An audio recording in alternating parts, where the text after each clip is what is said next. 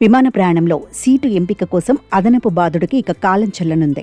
విమాన టికెట్ ధర కంటే సీటు కేటాయింపుకే ఎక్కువ ఖర్చవుతోందన్న సామాన్యుల ఫిర్యాదులపై కేంద్ర పౌర విమానయాన మంత్రిత్వ శాఖ డీజీసీఏ చారిత్రాత్మక నిర్ణయం తీసుకున్నాయి.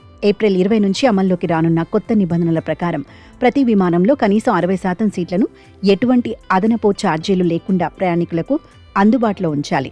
ప్రస్తుతం కేవలం 20% సీట్లు మాత్రమే ఉచితంగా లభిస్తుండగా మిగిలిన 80% సీట్లకు ప్రిఫర్డ్ సీట్స్ పేరుతో 200 నుండి 2100 వరకు వసూలు చేస్తున్న దోపిడీకి ఈ నిర్ణయంతో అడ్డుకట్ట పడనుంది.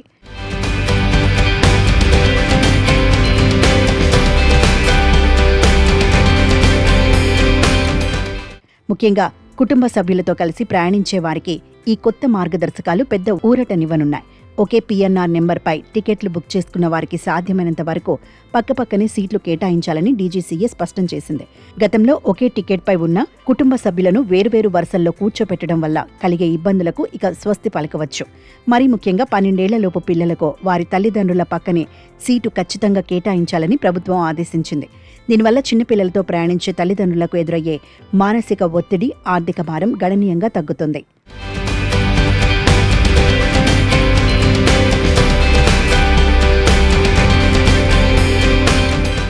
పారదర్శక విషయంలోనూ కఠిన నిబంధనలు అమల్లోకి రానున్నాయి.